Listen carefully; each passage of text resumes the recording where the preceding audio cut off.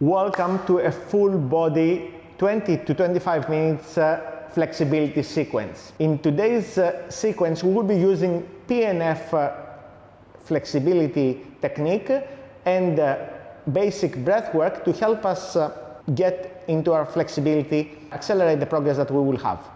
This is part of a 3-video series with one video focusing on the upper body exclusively, one on the lower body, and this one on the entire body. Now, how do we address flexibility on the entire body? Naturally, the body depends on what the spine is doing. No matter how much we move our limbs, arms and legs, if the trunk is not moving, if we are not articulating our spine, we are not going to be moving fully the entire body. And this is what we will be focusing today. We'll be doing compound exercises that will address flexibility in the joints of the limbs, but also into the spine. Now, I would like you to start from a standing position and have your feet hip distance apart or a little bit wider. Hands can be on the side of the body, on the hips, and I would like you to go towards one side and come back up and go to the opposite side. Try to move not to move your hips too much, and if anything to send them towards the opposite direction from where you're going to deepen your stretch. Depending on your flexibility, you may be finding that you don't have any restriction on the side, or you may find that the restriction is coming from your obliques, which is fine, or from your hip bone. You want to be having your rib, your 12th rib going over the hip bone.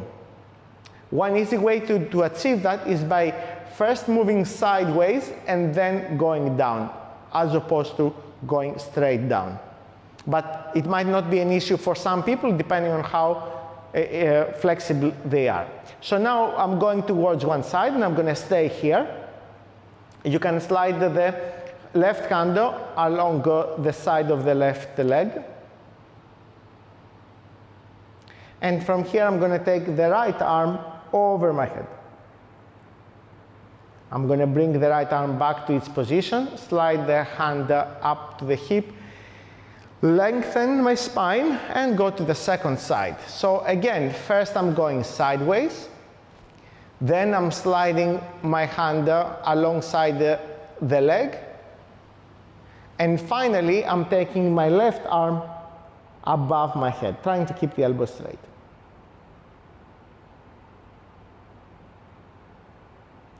And back, coming all the way up. Next thing, we're going to have the feet a little bit wider than before, and we're going to fold forward. Now, I will encourage you to keep your spine as straight as possible. So I don't mind if you stay a little bit more upright. I don't mind if you bend your knees, but I would like your spine to stay as straight as possible. And from here, I would like you to move towards one side and to the opposite side. So with these first two exercises, we're addressing muscles in the lower back that are stretched during side flexion and forward flexion. For those of you that are familiar with anatomy, we are addressing the quadratus lumborum, and I would say that it is pivotal for a lot of the exercises that we will do next to have these muscles warm. So I'm moving from side to side, trying to maintain my spine straight. If over time you feel that you can go a little bit lower, please do so. Try to maintain your neck into neutral.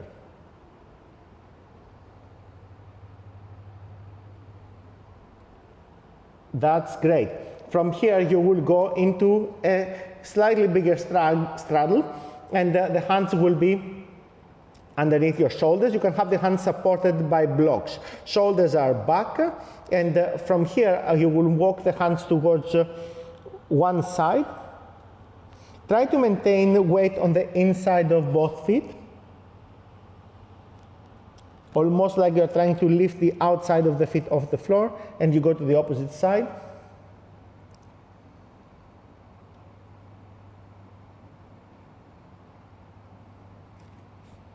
Last time, and this time you try to introduce a spine twist as well. So you turn, and you turn, still weight on the inside of the foot, and the release, and you go to the second side, and again you try to turn your chest up, Think of turning your chest up towards the ceiling. And release. From there, you turn the toes of the right foot 45 degrees out, and you sink your hips next to your right heel, turning the toes of the left foot up. In Kozak Squat, now some people will be having their heels, the heel of the right leg off the floor, and that's absolutely fine. Over time, you may find that you can have your heel down. Most important thing is you want the right knee to be in line with the first and second toe of the right foot.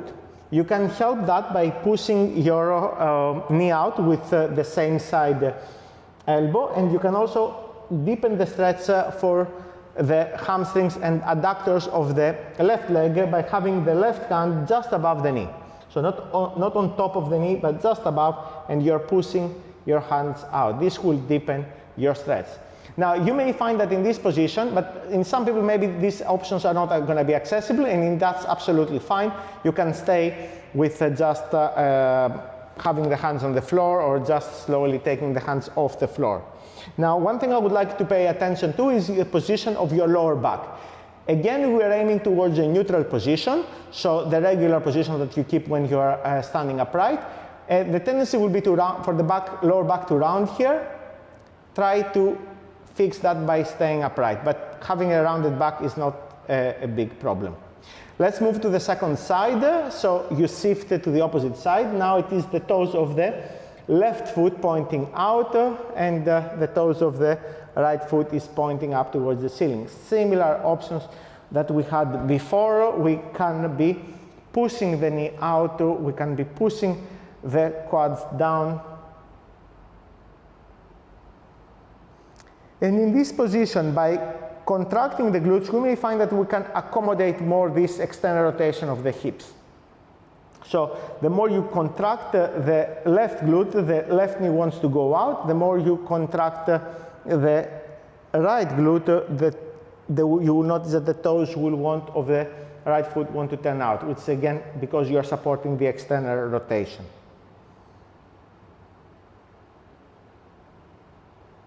Last few breaths here.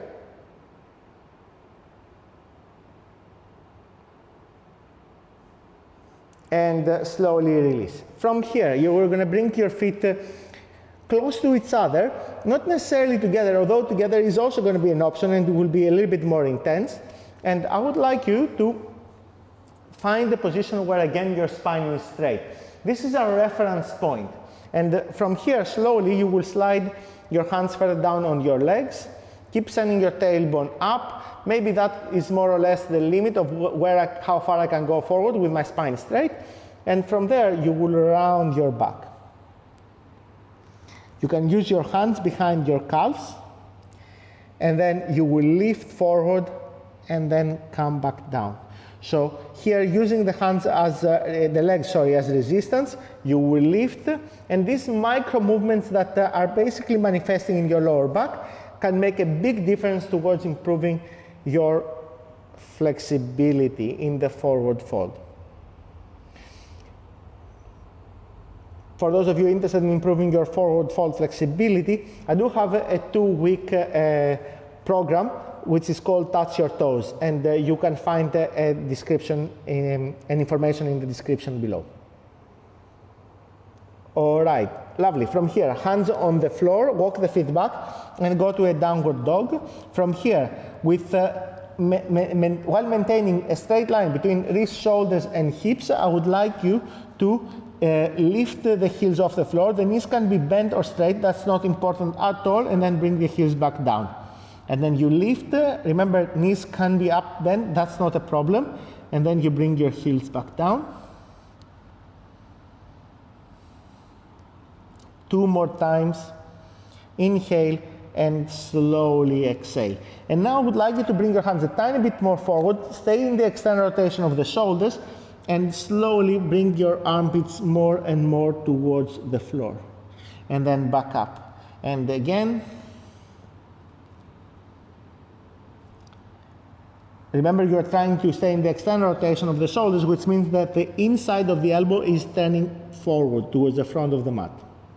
Lovely, and release. From here, you come into a plank position and you bring the right leg across your body on the outside of the left hand. And from here, you sink your hips down as you look forward. And then you bring your hips back up. That's the first one, that's the second one.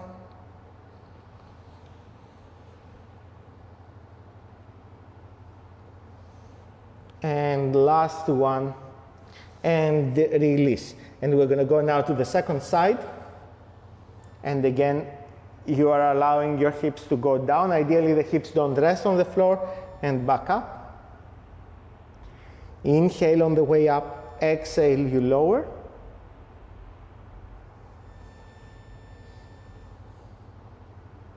And last one,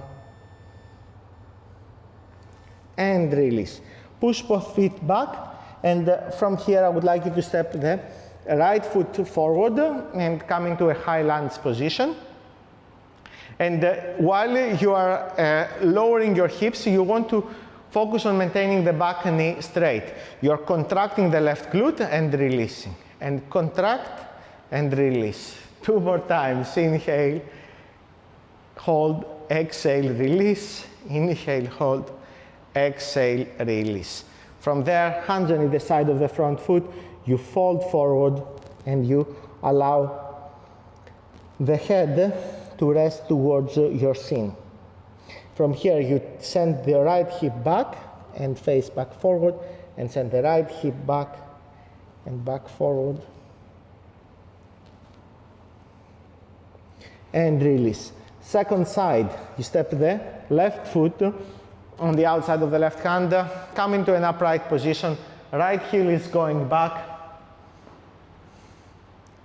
and you contract the right glute and release. You go a bit further down. Contract and release, and contract and release. Few more times.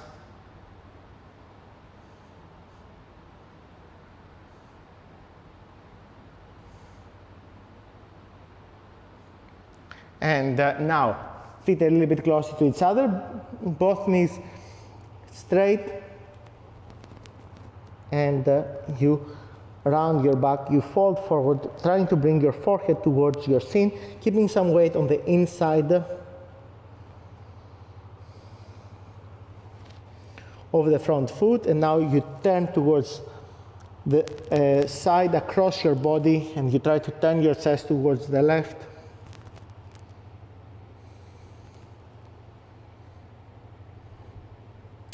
Awesome. And for the next one, you're going to come into a seated position and place your hands behind your back, fingers facing towards you. And the hands should be no wider than the shoulders. It can be a little bit closer if you want. But from here, what I would like you to do is shift your hips forward. How far forward? As much as your flexibility allows you. And from there, you're trying to bring your elbows towards each other and release. And you bring your elbows towards each other and release. And towards each other, release. Towards each other.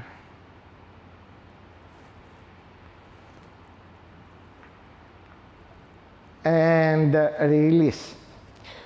For the next part, we will be addressing some spine extensions, and we will do that first by doing an upward dog, and then we will be doing some wheels.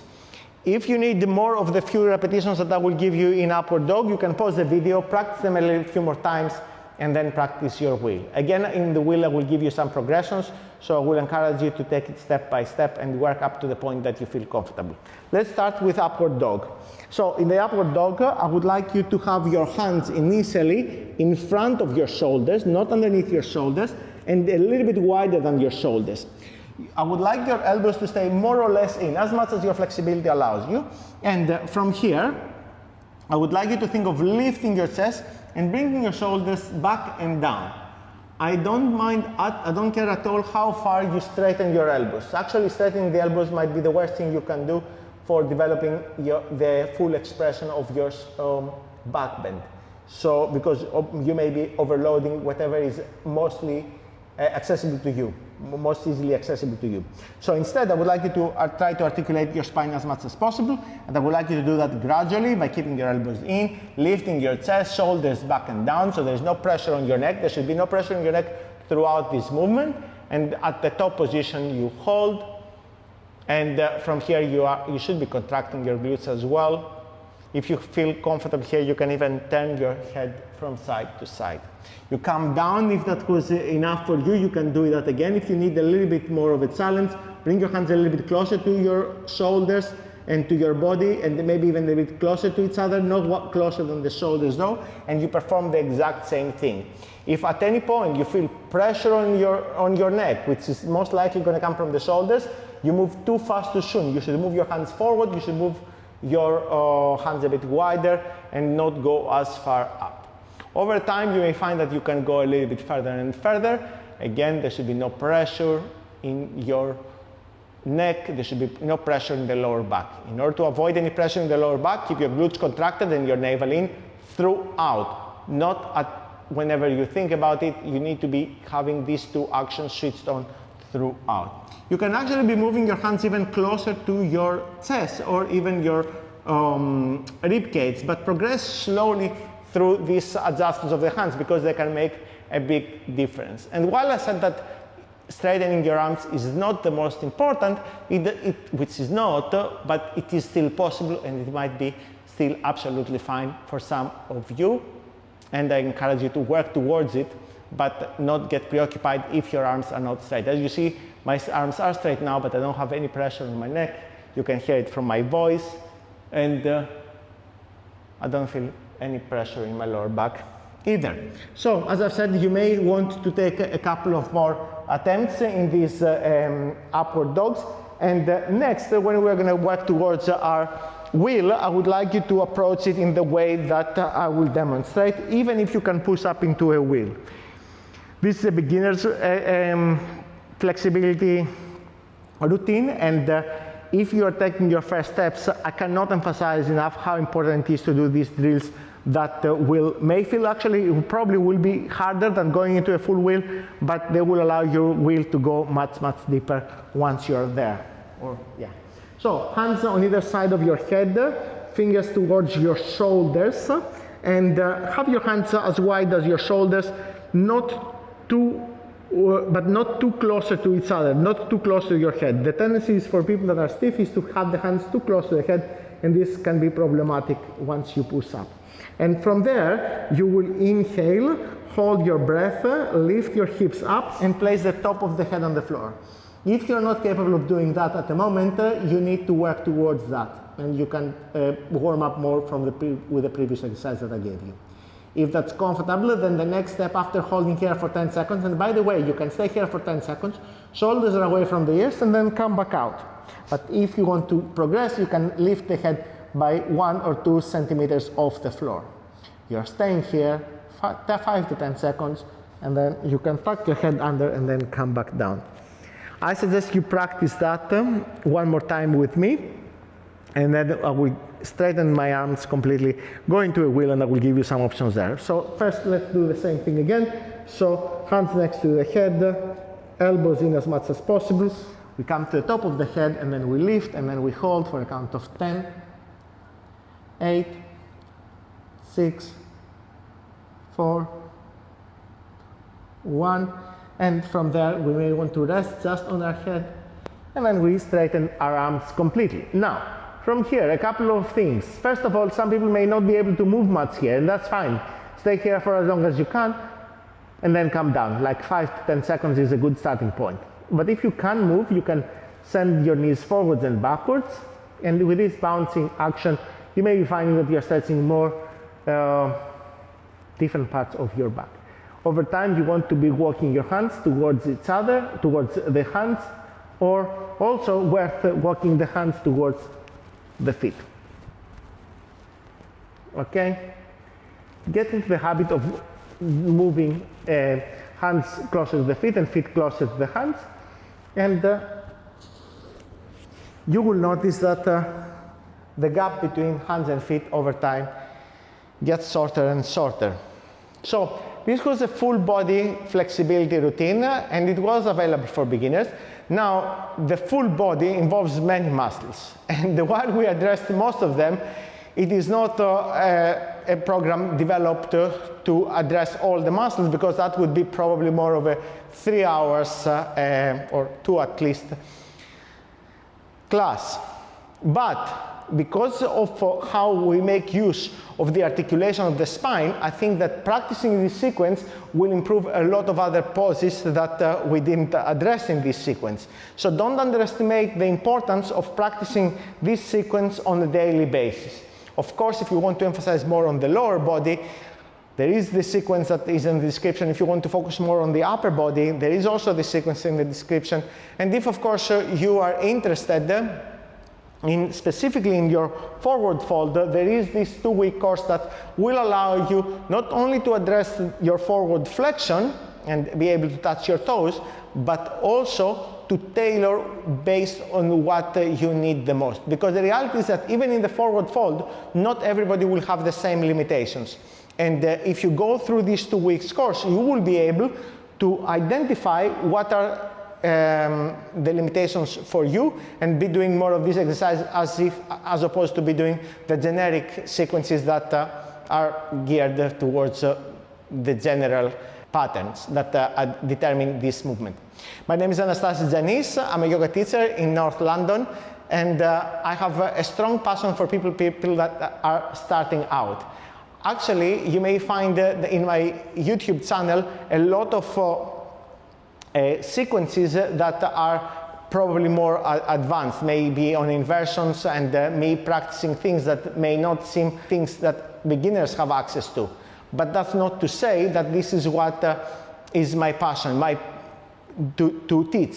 What I'm mostly driven to teach is people that are starting out, plus handstands, which I think they can also be very accessible to beginners if they have the right foundations, such as in this sequence. So, hope you enjoyed this sequence. Make sure you practice it regularly if you want to be seeing results. Take care.